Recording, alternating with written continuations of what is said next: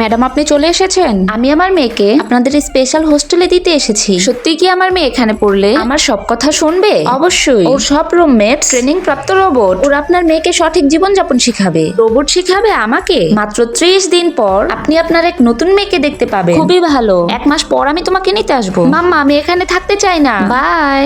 ধনী পরিবারের নিয়ম এটা। বাড়ির মেয়েকে নম্র, ভদ্র ও বাধ্য মেয়ে বানানোর জন্য এখানে পাঠানো হয়। মনে হচ্ছে কোনো থিয়েটারে চলে এসেছি। বাবারে বাবা, এদের হাসিটাও কেমন নকল লাগছে। হ্যালো ম্যাম, আমরা আপনার রুমমেটস। আমি চম্পা, আমি চামেলি, আর আমি খেজুরি। হাই ম্যাম, প্রতিদিন সকাল 8টায় নিউজ দেখা খুবই জরুরি। তাহলে আপনি বাণিজ্যিক ও দেশের খবর রাখতে পারবেন। এই বইগুলো স্পেশালি আপনার জন্যই বানানো হয়েছে। আমাদের কোর্সে স্কিন কেয়ার, রাগকে কন্ট্রোল আর নম্রতা ও ভদ্রতা শেখানো হয়। তোমরা তো রোবট, তাই তোমাদের কোনো ফিলিংস নেই। আজকের খবরে দেখা যাচ্ছে স্বর্ণের দাম কমে গেছে। এখন স্বর্ণ কিনে রাখলে পরবর্তীতে লাভবান হওয়া যাবে।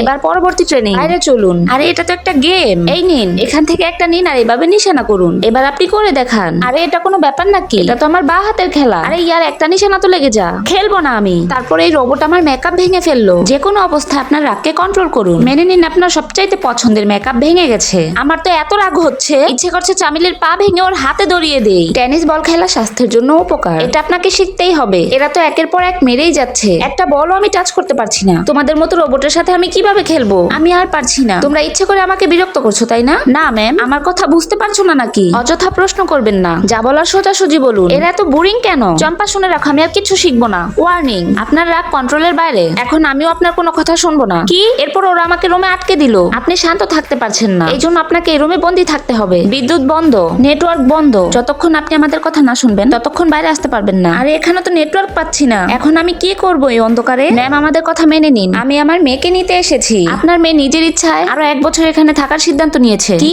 ও এত পাল্টে গেছে?